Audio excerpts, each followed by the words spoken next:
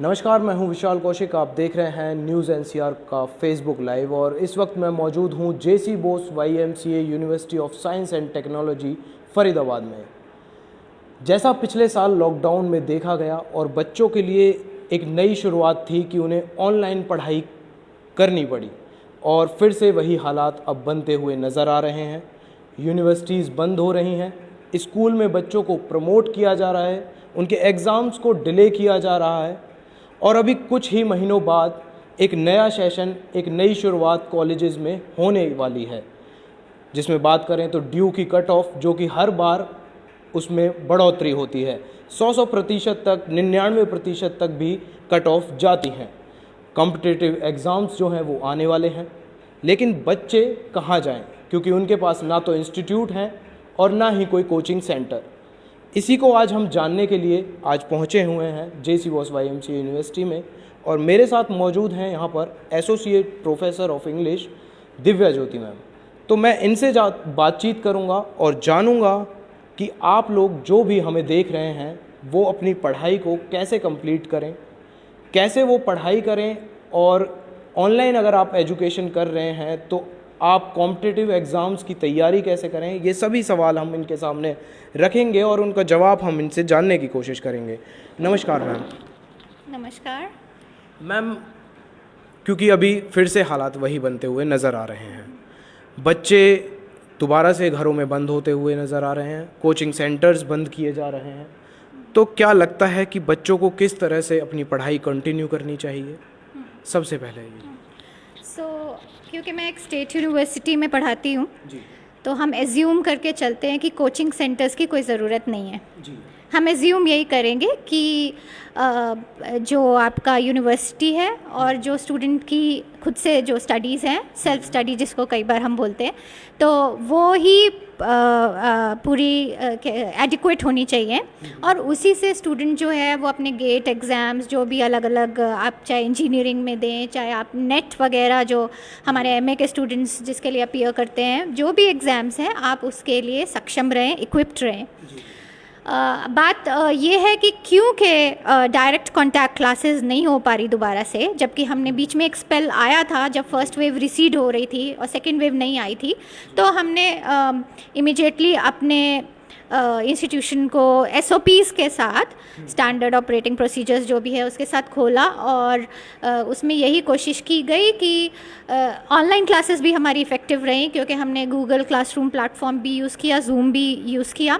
उसमें हमने एक नई तरीके की मटेरियल जो लेसन प्लान है उसको बहुत इफ़ेक्टिवली इम्प्लीमेंट किया। उसमें हमने विजुअल्स को बहुत यूज़ किया ताकि हमारे स्टूडेंट्स, क्योंकि अटेंशन स्पैन कम होता है और टीचर की आपको ज़्यादा देर तक भी शक्ल आप नहीं देख सकते, ना स्टूडेंट और टीचर को एक दूसरे की दिखाई देती है, बट जो आपका मटेरियल है वो बहुत ही कैची होना चाहिए और विजुअल और वर्बल प्लस वीडियोस जो भी आप यूज़ करें वो इफ़ेक्टिव होने चाहिए, इसका हमने ख्याल रखा। तो जब वापस हमारी डायरेक्ट कांटेक्ट क्लासेस हुई, हमने दोबारा अडेप्ट किया, दोबारा हम क्लासरूम टीचिंग पे लाए और इसके साथ साथ हमारा जो पीछे एक्सपीरियंस था कि कंटेंट को कैसे और ज़्यादा रिच बनाया जा सकता है वेब रिसोर्सेज यूज़ करके, हमने वो भी इस्तेमाल किया, तो वो अच्छी रही क्लासेस। यहाँ पे सबसे इम्पॉर्टेंट जो एंटिटी है वो है स्टूडेंट। तो अगर स्टूडेंट जो है वो सेल्फ मोटिवेटेड होगा तो वो कोरोना में अपनी हेल्थ को अच्छा फिटनेस भी कर सकता है, क्योंकि उसके पास ज़्यादा टाइम अवेलेबल है। जो आपका ट्रांसपोर्टेशन वगैरह में आपका यूज़ होता था वो अब नहीं होगा, ठीक है। तो और ऐसे कोई कंपल्शन नहीं है कि आपको एक पर्टिकुलर टाइम तक यूनिवर्सिटी में प्रेजेंट रहना है। आपकी क्लासेस ऑनलाइन हो और उसके साथ साथ आपका जो बाकी टाइम हो उसमें आप कैसे critical analysis, creative thinking, we tried to adapt to the new kind of environment where everything is online. We understand that students come from different cross sections of society, तो वहाँ एक दिक्कत हो जाती है उसमें। ऐसा मगर बच्चों ने भी माना कि जब ऑनलाइन ऐसा हमने जाना और क्योंकि जब ऑफलाइन हुई क्लासेस, जब बच्चे वापस से यूनिवर्सिटीज़ आने लगे तो बच्चों ने भी ये माना कि ऑफलाइन ही बेटर है उनके लिए। हाँ। लेकिन अभी हालात को मद्देनज़र रखते हुए फिर से ऑनलाइन जाना पड़ रहा है और क्या आपको नहीं लगता जैसे बच्चों को प्रमोट कर दिया जाता है, जैसे अभी देखा जा रहा है कि 10th वाले बच्चों को प्रमोट किया जाएगा स्कूल्स में, तो एक तरह से जो उनकी ग्रोथ होनी चाहिए, जो एग्ज़ाम्स के लिए वो प्रिपरेशन करते हैं, पढ़ाई करते हैं, वो सारी जो तमाम चीज़ें हैं वो यहाँ पर ख़त्म हो जाएंगी और बच्चा उस चीज़ को पढ़ ही नहीं पाएगा, उसकी ओवरऑल जो ग्रोथ होनी चाहिए थी वो होगी ही नहीं. हाँ, so there are various perspectives, and I mean different people would give different answers based on their point of view or position to you on the, you know, as far as this question is concerned. क्योंकि जब हम पहले बात किया करते थे तो हम कहते थे कि why do we quantify how much a student has worked and does an exam really do justice to the learning of a student, do we really make questions और set the question paper according to a question paper which would actually gauge the level of skills or learning that a student has been able to achieve. तो हमारे हमेशा इस तरीके के questions होते थे. अच्छा, फिर बीच में जो ये ट्रेंड आया है कॉम्पिटिटिव एग्जाम्स का, ये भी सारा MCQ बेस्ड होता है. अब हम अंडर कंपल्शन है कि हम सब्जेक्टिव वो 3 hours लॉन्ग जो एक रिटन ग्रूलिंग सेशन होता था वो हम कर ही नहीं सकते हैं और MCQ पे आपको करना पड़ेगा. But I think Mahima would here like to really have a take on this. Why? Because there are different subjects requiring different kinds of skills. अगर आप एक लिटरेचर के स्टूडेंट से बोलोगे कि MCQ based, maybe that person will score well, but you really don't know anything about their ability to express themselves in long sentences and whether they have understood the concepts. It would all boil down to how you were able to grasp things, and objectively and ultimately for scoring. So sometimes, and in some subjects, score should not be important and it is not important. So how do you do justice to that? तो ये एक जो है इसमें हमें थोड़ा सा we'll have to work it out.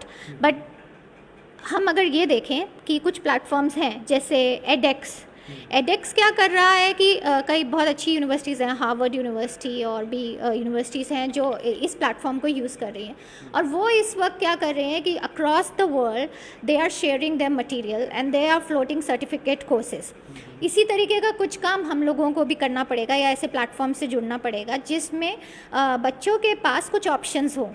उसमें स्टूडेंट असाइनमेंट सब्जेक्टिव असाइनमेंट भी सबमिट कर सकता है and they are marked on that assignment. But वो जो सब्जेक्टिव असाइनमेंट्स हैं वो उन्हीं के लिए ओपन है जो पर्टिकुलर सर्टिफिकेट चाहते हैं. और otherwise also you can explore the course and you can run through the whole course. जो भी उनका कुछ वीक्स का होता है, 4 वीक्स का है तो आप 4 वीक्स कर सकते हो, अगर मंथ्स का है तो आप मंथ्स कर सकते हो. You can explore the whole course, but you will give assignments and your assignments will be marked only if you take the certificate. The certificate would always be of some value, but again the point is that it is monetized.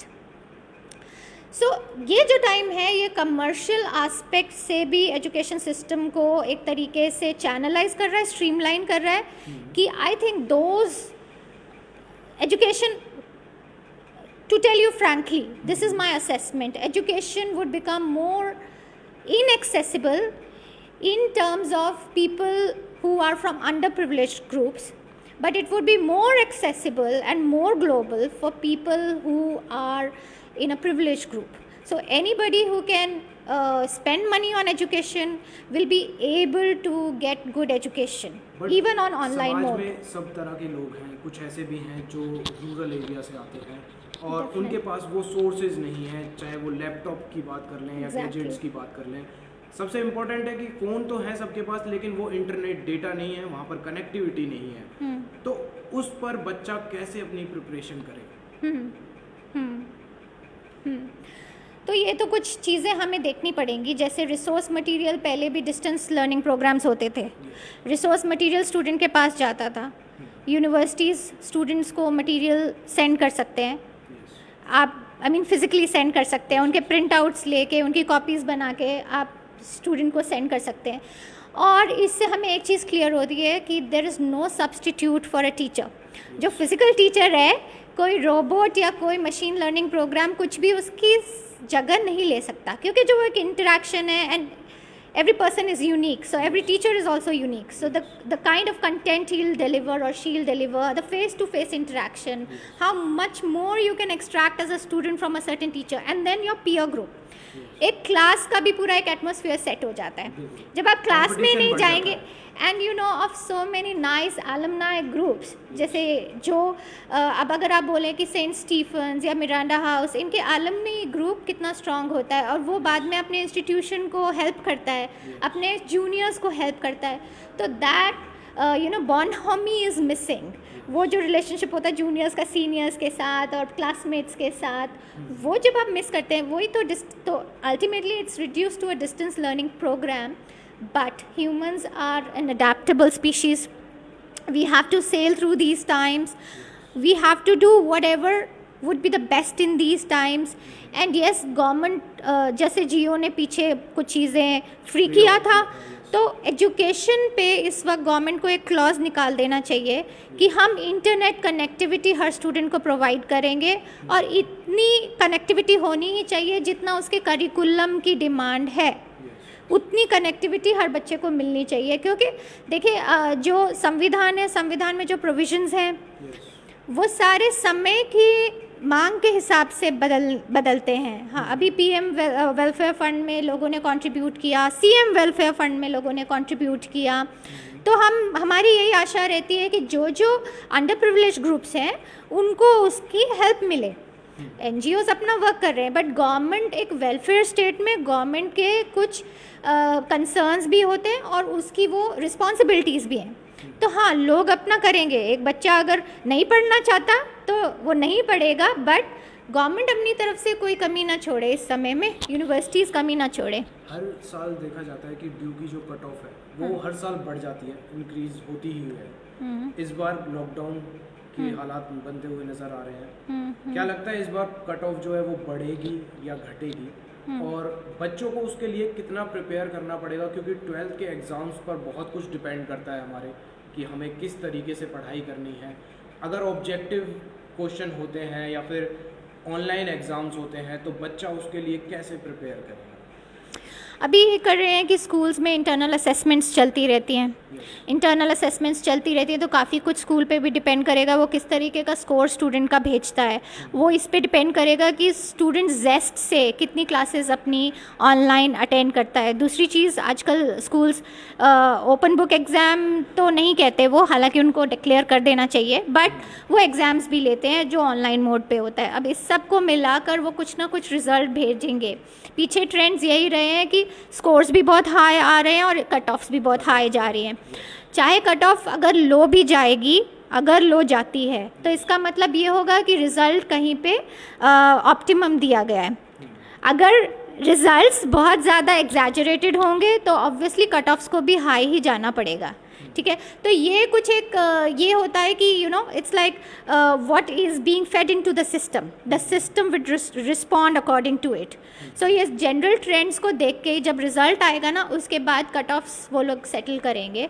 So I can not really predict it how it would go, but पीछे भी आपने देखा था कि 10वीं, अब बच्चों को पता ही नहीं चल रहा कि वो बड़े जल्दी से 11वीं में भी पहुंच गए, 12वीं में भी पहुंच गए, और अब 12वीं के भी उनके रिजल्ट्स अभी आएंगे नहीं, क्योंकि it's like everything is in a Limbo.